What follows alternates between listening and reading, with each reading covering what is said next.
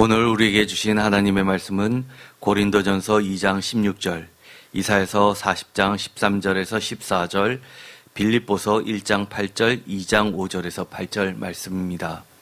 제목을 다 함께 읽어보도록 하겠습니다. 그리스도의 심장으로 우리 주 예수 그리스도의 마음을 가지는 것이 참된 신앙. 아멘. 오늘의 말씀 고린도전서 2장 16절을 보면 이렇게 되어 있습니다. 누가 주의 마음을 알아서 주를 가르치겠느냐? 그러나 우리가 그리스도의 마음을 가졌느니라 라고 되어 있습니다. 주의 마음을 알아서 주를 가르칠 수 있겠습니까? 그러나 우리가 그리스도의 마음을 가졌느니라 라고 하는 이 말을 통해서 주의 마음을 가르칠 수는 없겠지만 그리스도의 마음을 가졌기 때문에 주의 마음을 알 수는 있을 거다라는 생각이 우선적으로 들 것입니다. 사실 이 16절의 말씀은 이사야서의 말씀을 가지고 인용하고 있습니다. 특별히 고린도전서 2장 16절 누가 주의 마음을 알아서 주를 가르치겠느냐는 이사야서 40장 13절에서 14절까지의 말씀을 요약해서 인용하고 있습니다. 이사야서 40장은 너무나 유명한 말씀이죠. 흔히들 학자들이 보기에 이사야서를 두 부분으로 나누면 39장과 그리고 40장 이후를 나누고 또 이 39장까지와 40장 이후를 아주 뚜렷한 구분을 짓는 경향이 있습니다. 예를 들어서 이사야 40장부터는 바벨론 이사야라고 해서 바벨론을 포로로 끌려간 이후에 회복을, 구원을 선포하는 이사야서에 해당한다고 할 수 있습니다. 이사야서 40장 9절 그 유명한 말씀이 나오죠. 제가 신학교를 갔는데 구약학자이신 분에게 여쭤봤습니다. 복음서를 보면서 구약의 한 말씀을 꼽으라면 무엇입니까? 그랬더니만 이 이사야서 40장 9절의 말씀을 꼽았습니다. 그러면서 이 40장 9절의 이 말씀은 복음서를 여는 말씀으로 인용되었기 때문에 구약학자임에도 불구하고 본인은 이 이사야서 40장 9절의 말씀을 최고로 친다고 이야기를 하는 것을 들은 적이 있습니다. 물론 학자마다 다 차이가 날 것입니다. 지난번에 제가 말씀드린 것처럼 사실 구약 전체에서 유대인들을 하나를 뽑으라면 신명기 말씀을 뽑죠. 쉐마 이스라엘아. 이사야서 40장 9절 다 같이 읽겠습니다. 아름다운 소식을 시온에 전하는 자여 너는 높은 산에 오르라. 아름다운 소식을 예루살렘에 전하는 자여 너는 힘써 소리를 높이라. 두려워하지 말고 소리를 높여 유다의 성읍들에게 이르기를 너희의 하나님을 보라 하라. 아멘. 아름다운 소식, 복된 소식, 그것은 하나님을 보게 하는 소식이었습니다. 그것은 예수 그리스도에 의해서 성취되었죠. 10절 보라 주 예수께서 장차 강한 자로 임하실 것이요 친히 그의 발로 다스리실 것이라. 보라 상급이 그에게 있고 보응이 그의 앞에 있으며 11절 그는 목자같이 양떼를 먹이시며 어린 양을 그 팔로 모아 품에 앉으시며 젖먹이는 암것들을 온순히 인도하시리로다. 이 11절의 말씀은 성화로 아주 대표적인 모습이라고 할 수 있습니다. 교회마다 이 양떼를 이끄시면서 어린 양을 품에 앉으신 이 예수님의 모습은 교회의 상징이기도 합니다. 그런데 이 유명한 9절부터 11절까지의 말씀 그 다음부터 계속되는 이야기가 있습니다. 바로 누가라고 하면서 계속해서 질문을 하고 있습니다. 12절 누가 손바닥으로 바닷물을 헤아렸으며 뼘으로 하늘을 쟀으며 땅의 티끌을 되에 담아 보았으며 접시 저울로 산들을 막대 저울로 작은 언덕들을 달아보았느냐. 13절 다 같이 읽겠습니다. 누가 여호와의 영을 지도하였으며 그의 모사가 되어 그를 가르쳤으랴.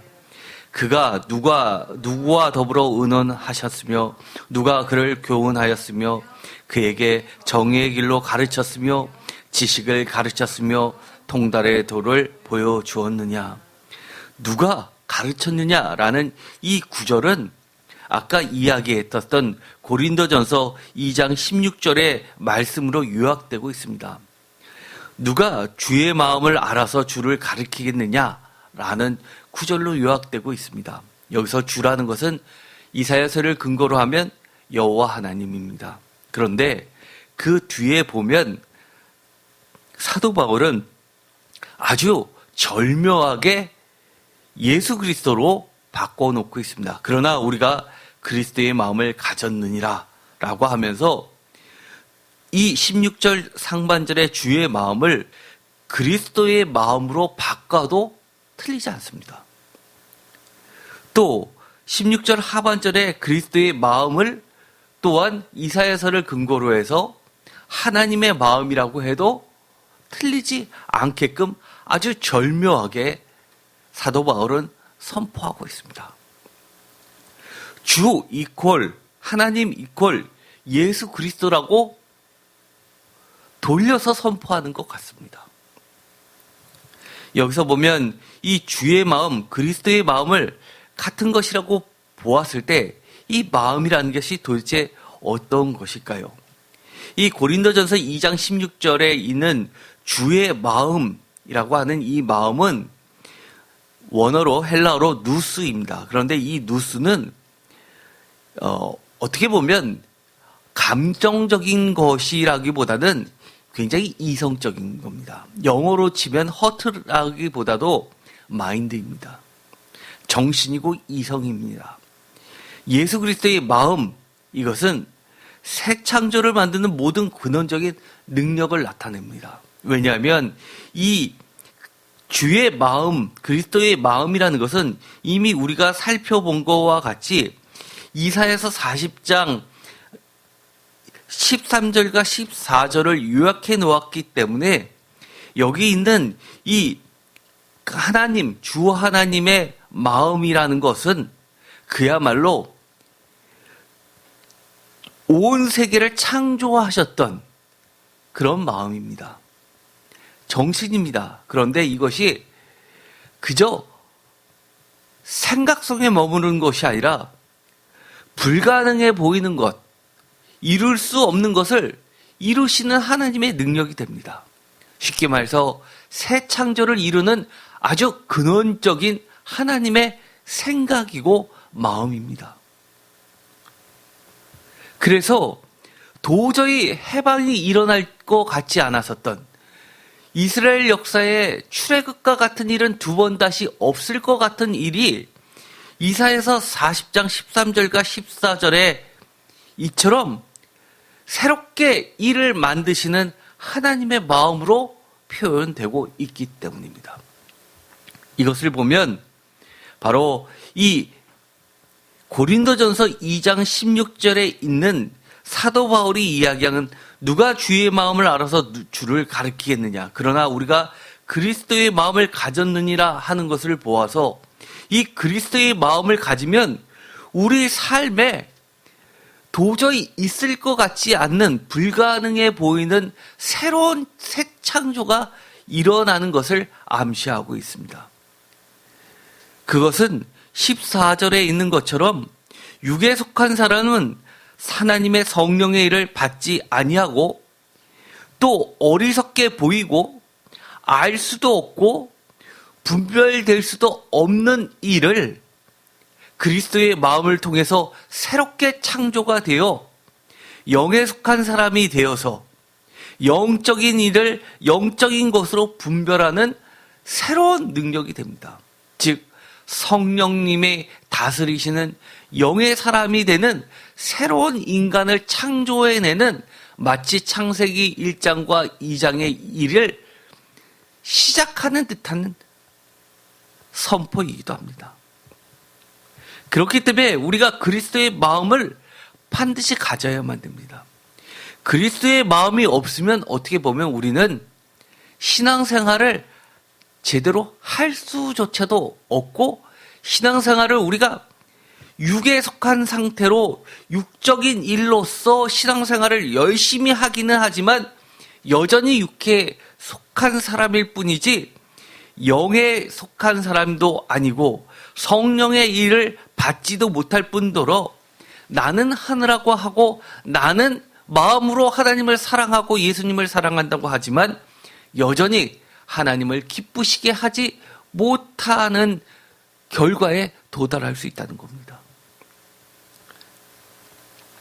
그래서 우리는 이 그리스도의 마음, 우리 자신을 새롭게 창조해서 영적인 사람으로 만드는 이 근원적인 능력이 되는 예수 그리스도의 마음이 그 무엇보다도 반드시 신앙생활의 필수 요소입니다. 이 누스라는 것은 영어로 사전을 보면 마인드, 언더스탠딩, 리즌이라는 것으로 번역을 합니다. 우리가 마인드는 정신이고 언더스탠딩은 이해력 또는 통찰력으로 번역되기도 하고 리즌은 이성으로도 번역되는 단어이기도 합니다. 역시 이런 것들은 구문에 따라서 이렇게 여러 가지로 바꿀 수 있는데 분명한 것은 어떤 감정적인 것에 머무르는 것이 아니라 무엇인가 새로운 일을 추구해 나가는 힘으로써 이야기를 합니다. 뿐만 아니라 컴프리헨션으로도 번역된 단어이기도 하는데 컴프리헨션은 무엇입니까? 완전한 이해를 바탕을 하고 있는 단어입니다. 이 단어는 누가복음에는 이렇게 사용되었습니다. 누가복음 24장 44절 또 이르시되 내가 너희와 함께 있을 때에 너희에게 말한 바 곧 모세의 율법과 선지자의 글과 시편에 나를 가리켜 기록된 모든 것이 이루어져야 하리라 한 말이 이것이라 하시고 45절 다 같이 읽겠습니다. 이에 그들의 마음을 열어 성경을 깨닫게 하시고 여기서 이 마음이 누수입니다. 이 마음을 열어서 성경을 깨닫게 이성을 열어서 성경을 이해할 수 있게 우리들의 육적인 마음의 문을 열어서 성령님의 일을 이해할 수 있게끔 해준다는 말로 사용되고 있습니다. 또한 빌립보서 1장에도 비슷한 말이 나오게 됩니다. 빌립보서 1장 8절은 너무나 유명한 말씀이죠. 빌립보서 1장 8절을 다 같이 읽겠습니다. 내가 예수 그리스도의 심장으로 너희 무리를 얼마나 사모하는지 하나님이 내 증인이시니라. 표준 세번역으로도 읽겠습니다. 내가 그리스도 예수의 심정으로 여러분 모두를 얼마나 생각하고 있는지는 하나님께서 증언해 주십니다.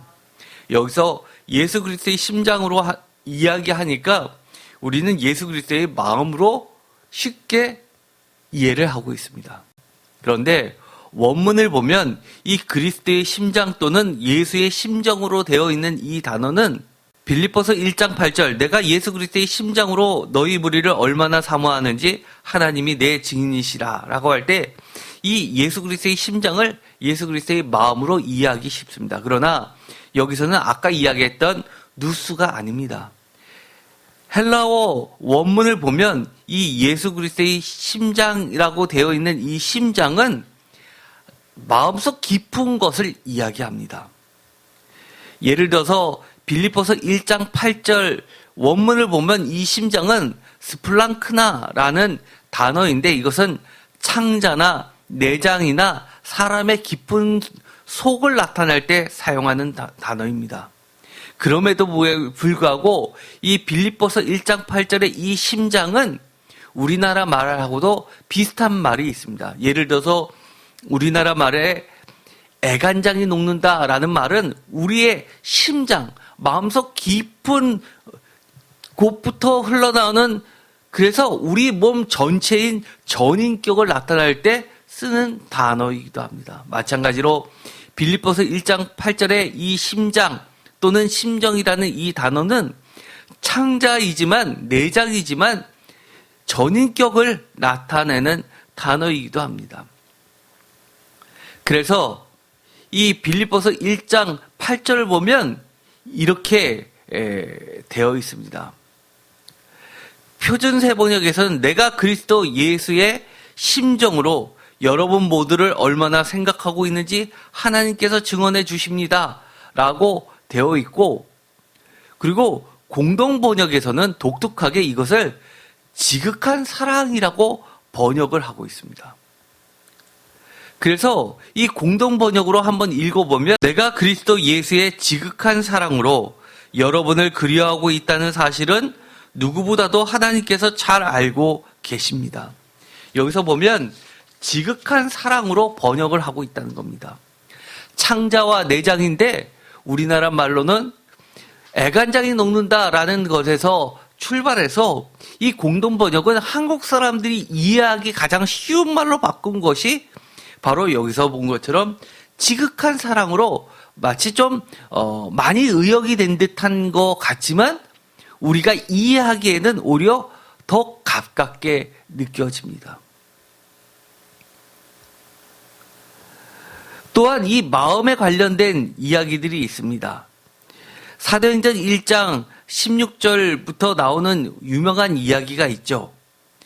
마찬가지로 여기서도 빌립보서 1장 8절에 있었던 내용과 똑같은 단어가 사용이 되고 있는데 여기서는 그야말로 어떤 마음이라기보다도 내장으로서 창자로서 번역을 하고 있습니다. 16절 형제들아 성령이 다윗의 입을 통하여 예수 잡는 자들의 길잡이가 된 유다를 가리켜 미리 말씀하신 성경이 응하였으니 마땅하도다. 이 사람은 본래 우리 수 가운데 참여하여 이 직무의 한 부분을 맡았던 자라. 이것은 보궐선거에 해당하면서 새로운 12명의 부족한 한 자리를 채우기 위해서 했던 말이기도 합니다. 18절 다 같이 읽겠습니다.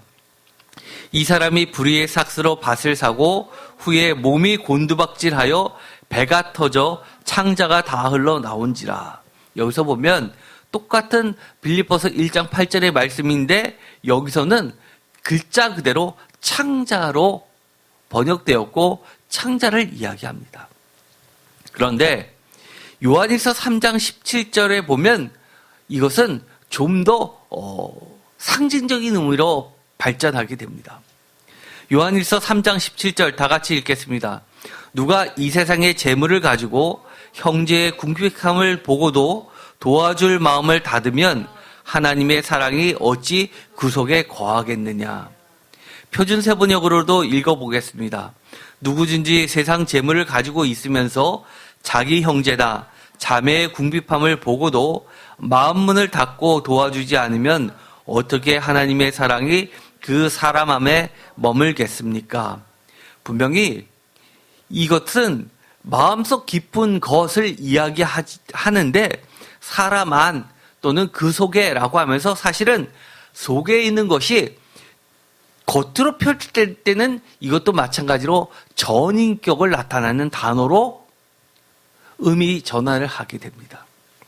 그러면서 18절에 자녀들아 우리가 말로 혀로만 사랑하지 말고 행함과 진실함으로 하자라고 하는 것은 행함과 진실함으로 하자라는 것은 우리의 마음과 뜻과 정성과 모든 것을 다 합쳐서 전인격적으로 영적으로만이 아니라 물질적으로도 하자는 이야기입니다. 그래서 어떻게 보면 영적이다라는 이 말은 우리가 생각하는 것처럼 육과 영을 완전히 분리했다기보다도 하나님의 전인격을 나타낼 때 영적이라는 말을 쓰는 겁니다.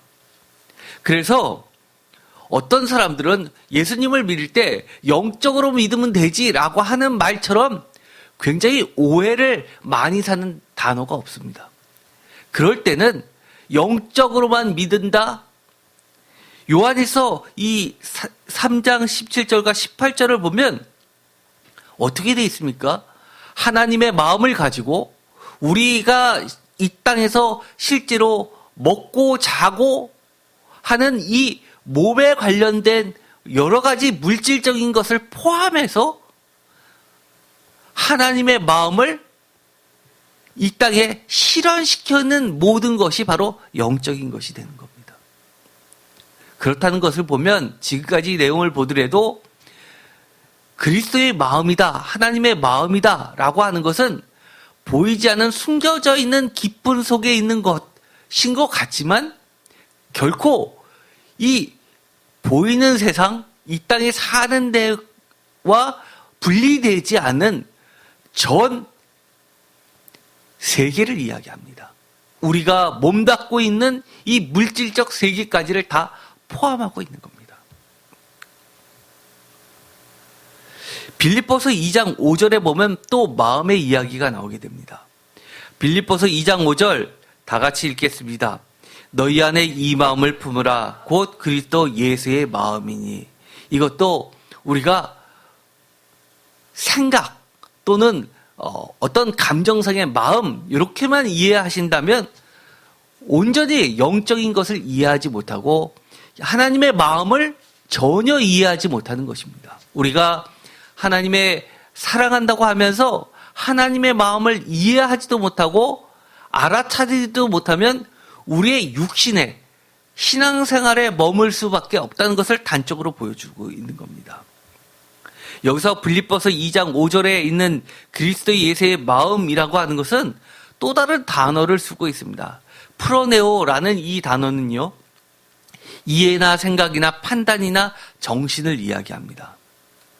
그런데 이 단어는 아까 맨 처음에 고린도전서에서 이야기했었던 것과 굉장히 비슷한 누스와 비슷한 단어입니다. 그런데도 불구하고 똑같이 사도 바울이 썼는데 이 마음을 누스라고 안 하고 프로네오라고 왜 썼을까요? 왜냐하면 이 단어 자체가 틀리는 것을 보아서 사실 학자들은 이 빌립보서 2장 5절 이하에 나와 있는 이 찬양시가 사실 사도 바울이 처음 쓴 것이 아니라 사도 바울 이전 기독교 역사상 가장 오래된 초대교회에 아주 널리 알려진 그리스도 찬가를 인용하고 있다고 결론 내고 있습니다.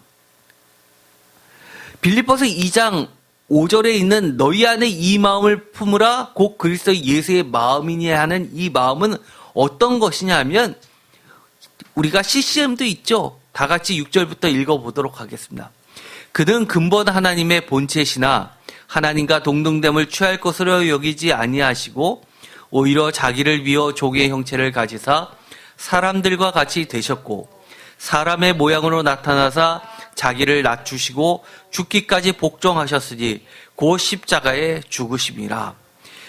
그러므로 하나님이 그를 지극히 높여 모든 이름 위에 뛰어난 이름을 주사 하늘에 있는 자들과 땅에 있는 자들과 땅 아래에 있는 자들로 모든 무릎을 예수의 이름에 꿇게 하시고 모든 입으로 예수 그리스도를 주라 시인하여 하나님 아버지께 영광을 돌리게 하셨느니라. 아멘.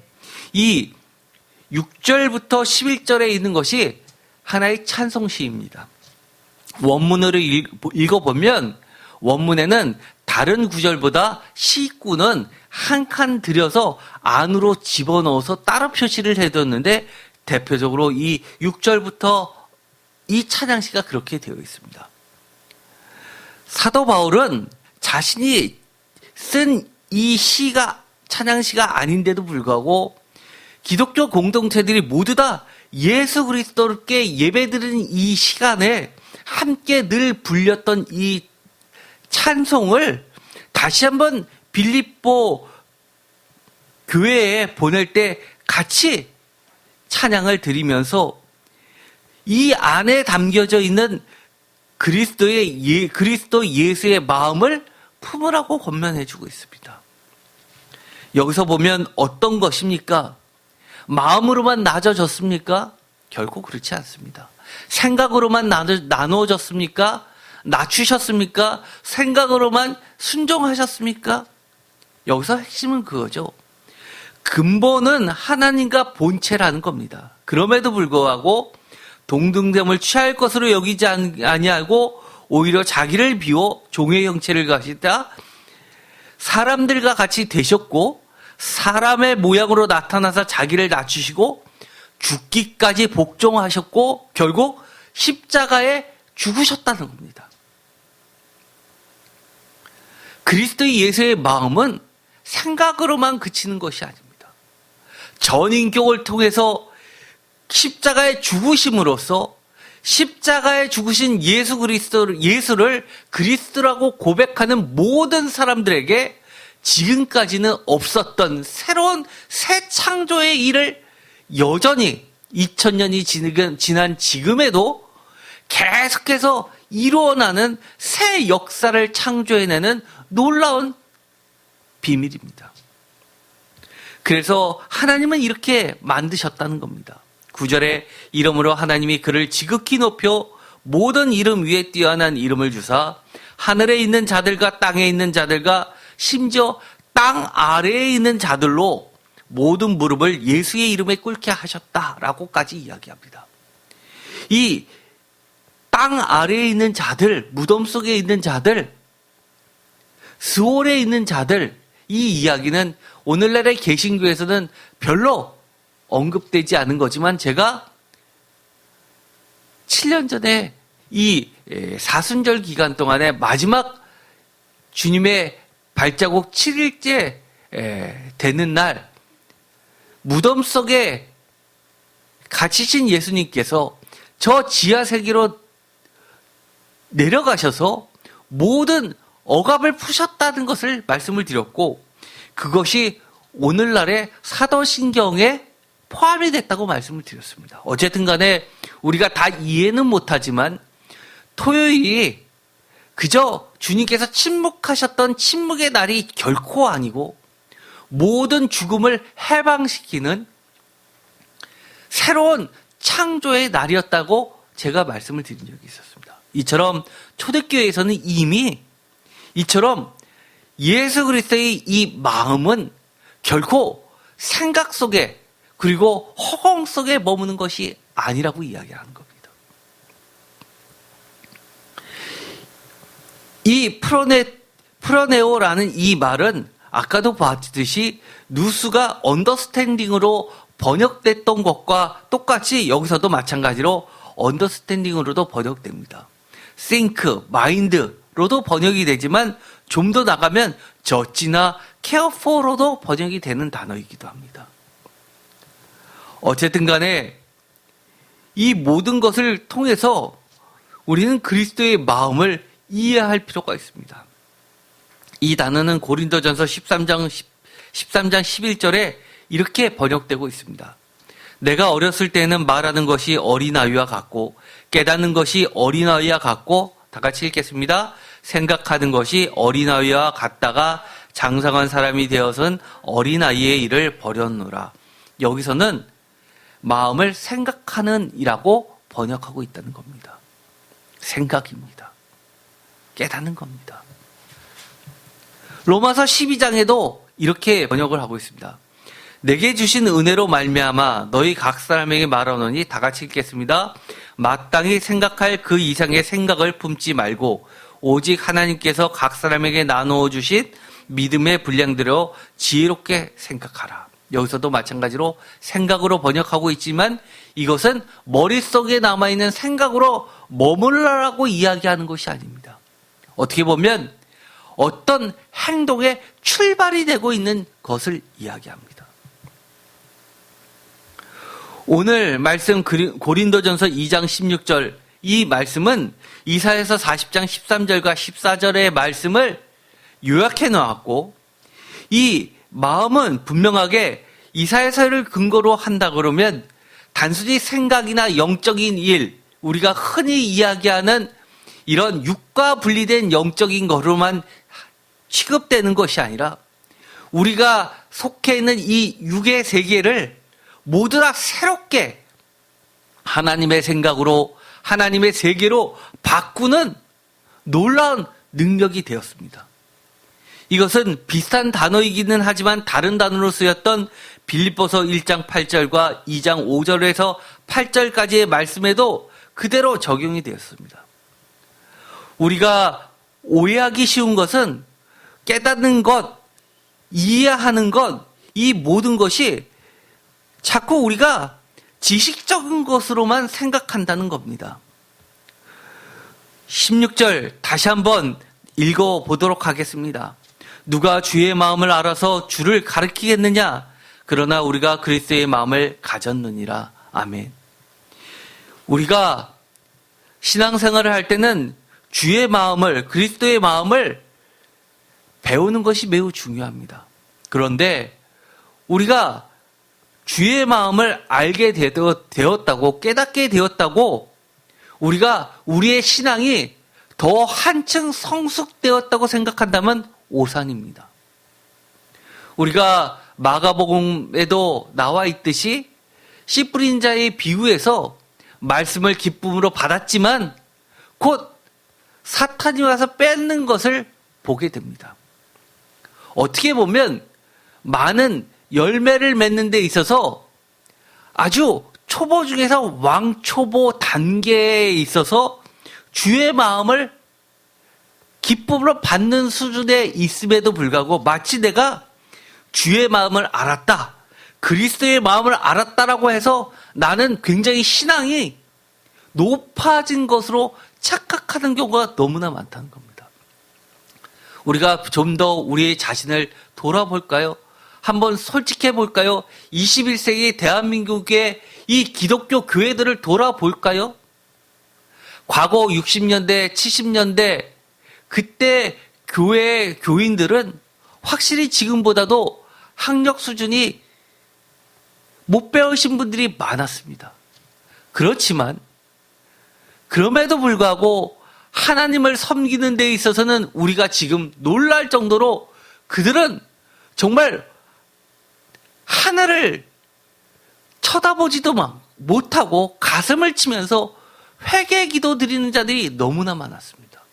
그런데 지금은요, 웬만하면 대학들을 다 나오고 웬만하면 이해력은 그 어떤 데보다 높기 때문에 내가 한글도 다 알아서 또 설교 조금 들어보면 유명한 사람 거 다 들어보면 어느 정도 내가 다 안다고 생각해서 신앙생활을 정말 빌립보서에 나와 있는 그리스도의 창가처럼 십자가에 죽기까지 순종하는 것은 전혀 아님에도 불구하고 마치 내가 그리스도를 온전히 안 것처럼 높아질 대로 높아져서 하나님처럼 되어가는 신앙인들을 너무 많이 보게 됩니다.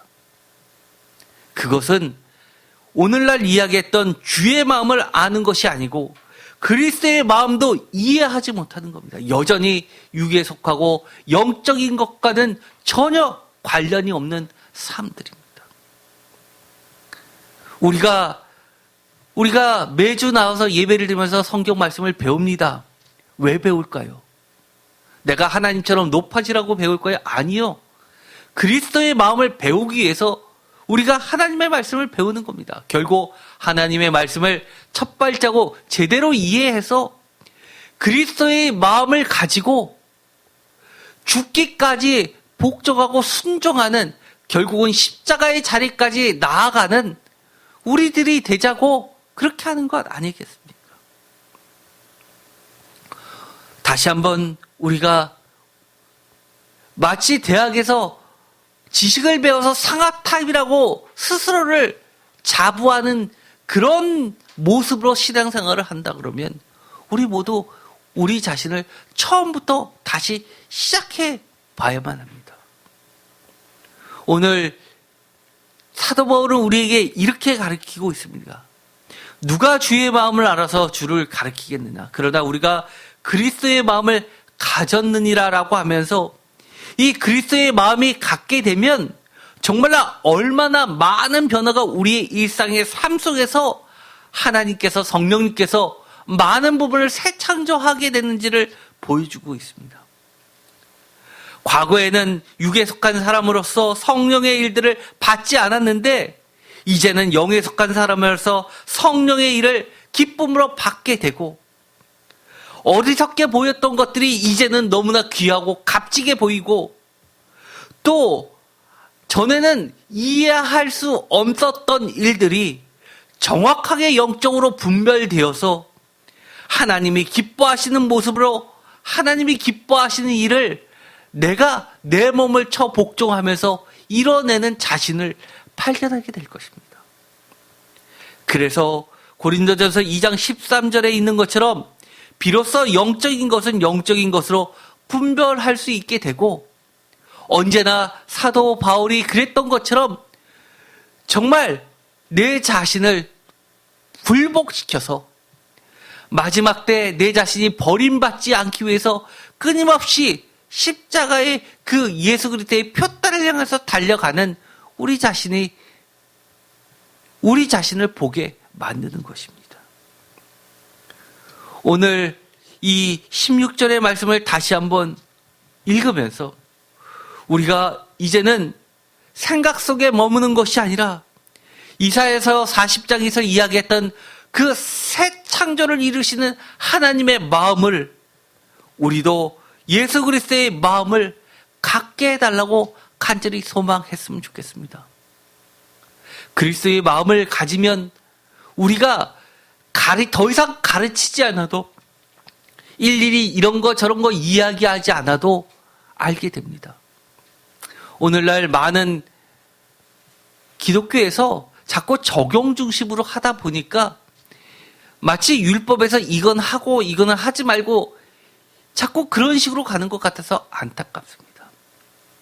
제 자신도 신앙생활이 무엇인가 돌이켜보면 결국 이거라고 생각합니다. 주의 마음, 그리스도의 마음을 이해하고 주의 마음과 그리스도의 마음으로 내 삶을 살아내는 것, 이것이 참된 신앙인 것 같습니다. 우리가 그리스도의 마음만 온전히 갖게 되면 우리가 다 배우지 않아도, 일일이 이거 해 저거 해라고 하지 않아도 자연스럽게 그리스도의 심정으로, 그리스도의 심장으로, 그렇게 애틋한 사랑으로 살아내지 않겠습니까? 어떻게 보면 하나님께서는 우리 자신을 보면 이러실 것 같습니다. 정말 애간장이 타실 것 같습니다. 하나님의 그 마음이 우리 깊은 속에 자리 잡게 돼서 우리가 주의 마음, 그리스도의 마음으로 가득 찬 신앙생활을 하게 되기를 간절히 축원드립니다. 기도하고 마치겠습니다. 하나님 감사합니다. 우리가 자꾸 영적인 것이 중요하다고 하면서 하나님의 말씀을, 신앙을 생각 속에만 머물지 않게 하여 주시옵소서. 영적인 것은 영적인 것으로 분별할 수 있도록, 이사야서에서 이야기한 것처럼 하나님이 불가능한 것을 새롭게 창조하시면서 우리가 살고 있는, 내가 속해 있는 이 모든 것을 하나님의 나라와 하나님의 세계와 하나님의 시선과 하나님의 심장으로 새롭게 창조하는데 우리가 그리스도의 마음과 그리스도의 심장으로서 이뤄나갈 수 있게 하여 주시옵소서. 예수 그리스도의 이름으로 기도드립니다. 아멘.